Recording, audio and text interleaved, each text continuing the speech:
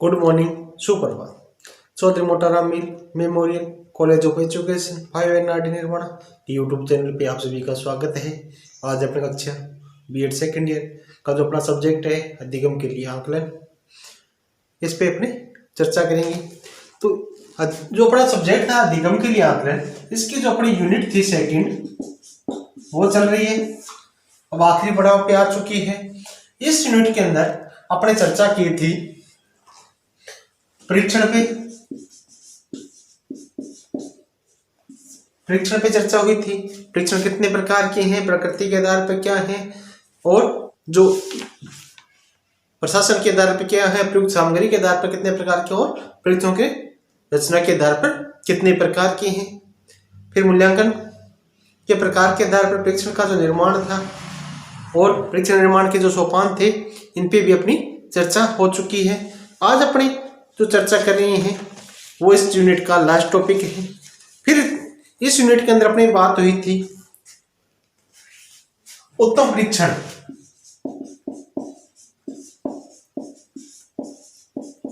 की विशेषताएं, इन पे अपनी चर्चा हुई। फिर दो प्रकार के परीक्षण थे, एक क्या था मानकीकृत, और दूसरा जो था अध्यापक के निर्मित। इनके निर्माण के आधार पर इनके अंदर क्या अंतर था, मानकीकृत क्या है, अध्यापक निर्मित परीक्षण क्या है, इस पे चर्चा हो चुकी है। और लास्ट जो क्लास हुई अपनी, उसमें सूचना संग्रहण पे अपनी चर्चा हुई है। सूचना संग्रहण या सूचना संग्रहण के प्रकार या सूचना संग्रहण का तरीका कह लें, उस पर अपनी चर्चा हुई है। ये दो प्रकार के थे, गुणात्मक और मात्रात्मक। आज अपने जो चर्चा करने जा रहे हैं, आज का अपना जो टॉपिक है वो है प्रतिक्रिया।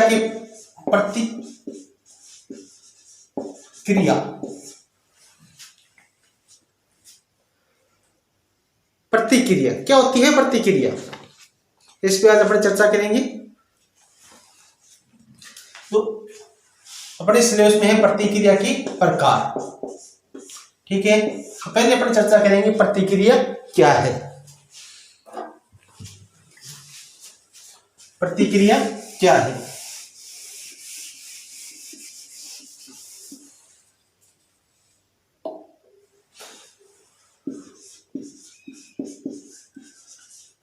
प्रतिक्रिया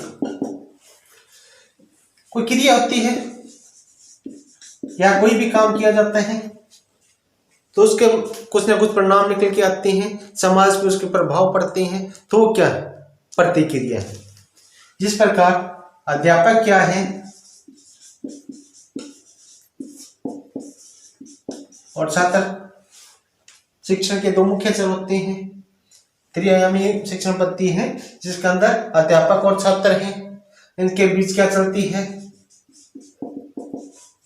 अंतःक्रिया होती है। इस अंतःक्रिया से जो प्रतिक्रिया निकल के आती है, इस अंतःक्रिया से जो प्रतिक्रिया निकल के आती है, अध्यापक जब अपना शिक्षण कार्य करवाता है, छात्र उससे सीखती हैं और उनके ज्ञान में जो वृद्धि होती है और उस ज्ञान वृद्धि से वो ज्ञान का उपयोग करते हैं, वो क्या है, छात्रों की प्रतिक्रिया है। जब अध्यापक ने अपना ज्ञान प्रदान कर दिया, उनको कुछ सिखा दिया, तो उनसे वह प्रतिक्रिया जानने की कोशिश करते हैं कि बच्चों की जो अध्यापन कार्य करवाया गया उनकी उसके प्रति बच्चों की प्रतिक्रियाएं क्या है, क्या निकल के आ रही है। तो प्रतिक्रियाओं के प्रकार आज अपने इस पे चर्चा करेंगे। तो प्रतिक्रिया के प्रकार, अध्यापक द्वारा एक विद्यार्थी के ज्ञानार्जन का मूल्यांकन विविध प्रकार का और विविध प्रकार से और समय समय पर किया जाता है। विभिन्न परीक्षण विधियों के द्वारा किया जाता है। इससे क्या है कि विभिन्न परीक्षण विधियों के द्वारा वह छात्र ने जो ज्ञान ग्रहण किया है वह किस मात्रा में किया है, उसका जो अध्यापन कार्य था वह कितना प्रभावी रहा, इसका पता लगाने की कोशिश करता है। अगर बच्चा कुछ सीख नहीं पाया है तो उसके अध्यापन में कमी थी या बच्चे में कुछ कमजोरियां रहेगी, इसका पता लगाने के लिए भी प्रतिक्रिया का जानना बहुत आवश्यक होता है। इसलिए क्या है कि टीचर क्लास टेस्ट भी लेती हैं, जिस प्रकार आपकी लिखित परीक्षाएं भी होती हैं, उसके आधार पर क्या है कि आपने जो ज्ञान ग्रहण किया या टीचर ने जो ज्ञान ग्रहण करवाया वह किस मात्रा में आपने सीखा और कहाँ तक वो आपके लिए लाभदायक है, इसके बारे में पता लगाने की कोशिश की जाती है। प्रतिक्रिया जानने के लिए विभिन्न आयाम होते हैं, विभिन्न तरीके होते हैं, जैसे लिखित परीक्षा है, मौखिक परीक्षा है, साक्षात्कार है, प्रायोगिक कार्य कह लें वो है, अवलोकन है, निरीक्षण है। इनके द्वारा छात्र की प्रतिक्रिया जानने की कोशिश अध्यापक सदैव करता रहता है। अब क्या है, रचनात्मक आंकलन और आंकलित मूल्यांकन के आधार पर बालकों के व्यवहार का पता लगाने की कोशिश की जाने लगी है।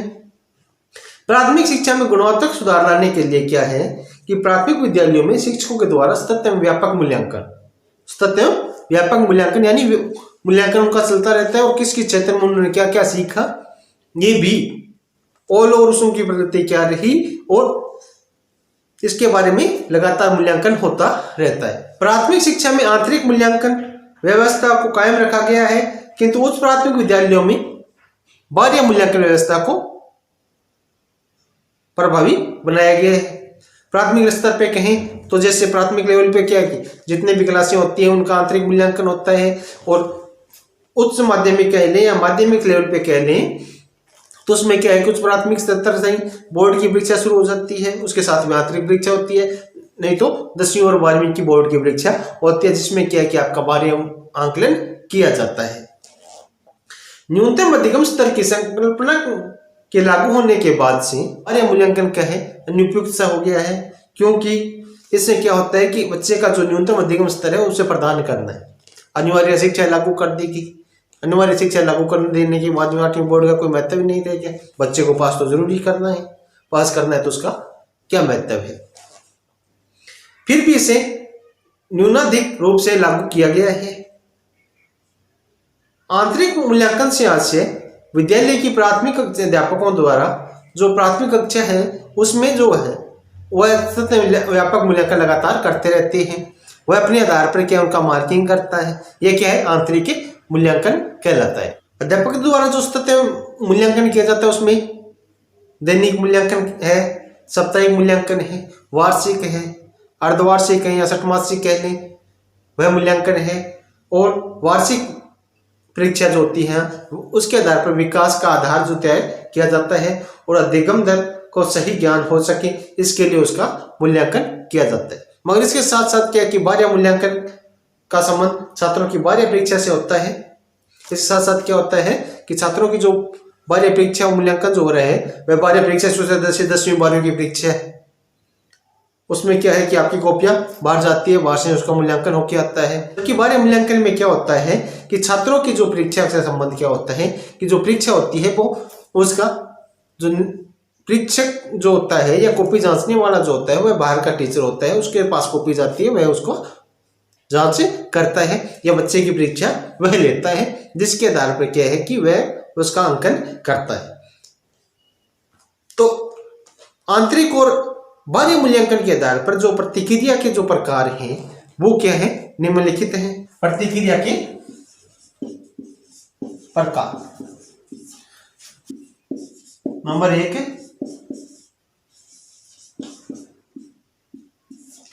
लिखित परीक्षाएं या परीक्षा। लिखित परीक्षा आप सभी दे रहे हैं वो परीक्षा। फिर क्या है,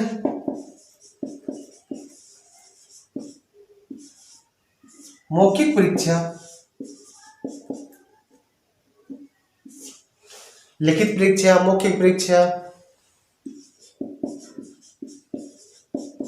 साक्षात्कार होता है ना, इंटरव्यू,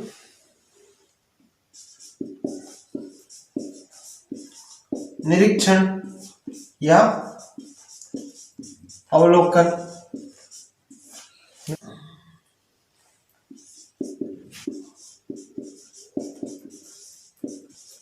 प्रायोगिक परीक्षा और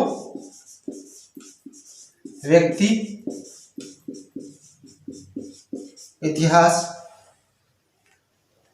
प्रविधि। जानते हो क्या इसको? फर्स्ट ईयर में किया आपने।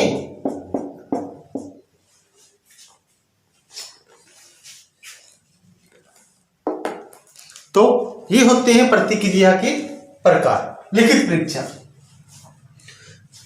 आपने देखा होगा कि आप सब स्कूल जब से आपने ज्वाइन किया है उस समय से ही आप परीक्षाएं देते आ रहे हैं। लिखित परीक्षा, इसमें जो दैनिक टेस्ट होती हैं वो शामिल होती हैं, साप्ताहिक टेस्ट,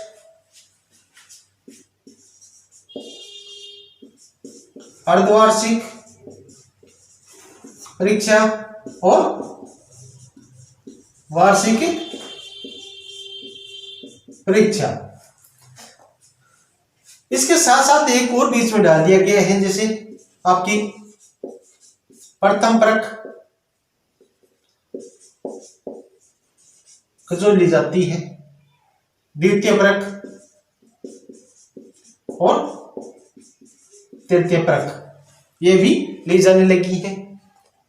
या कहीं इसकी जगह क्या होती थी, त्रैमासिक परीक्षा भी होती थी, जो 3 माह के बाद में, सेशन शुरू होने के 3 माह के बाद में ली जाती थी। अब क्या है कि प्रथम परख और द्वितीय परख अर्धवार्षिक से पहले हो जाती है और अर्धवार्षिक के बाद में क्या होते हैं, तृतीय परख ली जाती है और फिर वार्षिक परीक्षा होती है।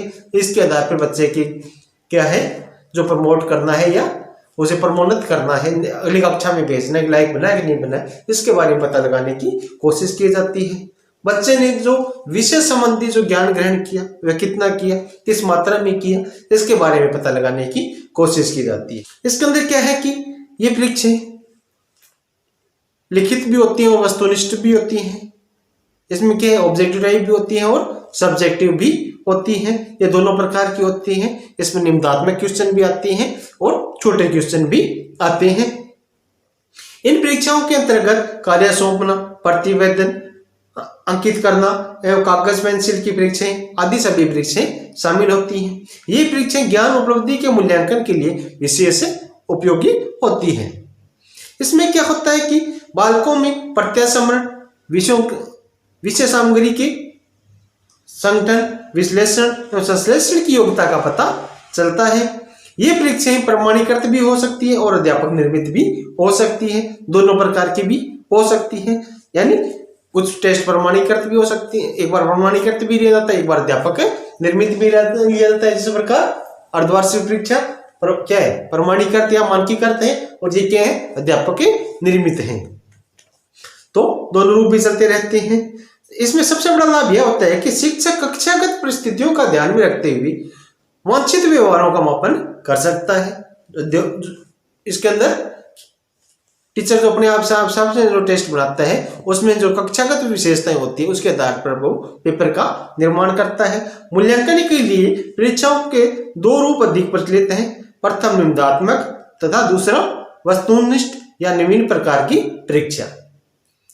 तो आप समझ गए होंगे लिखित परीक्षा जो होती है वो क्यों ली जाती है, बच्चे की जो विषयगत जानकारी कितनी हुई, उस कार्य करने की क्षमता कितनी है, उसे निबंधात्मक क्वेश्चन लिखने आते हैं नहीं आते, इन सब के बारे में पता लगाने के लिए ये परीक्षाएं ली जाती है।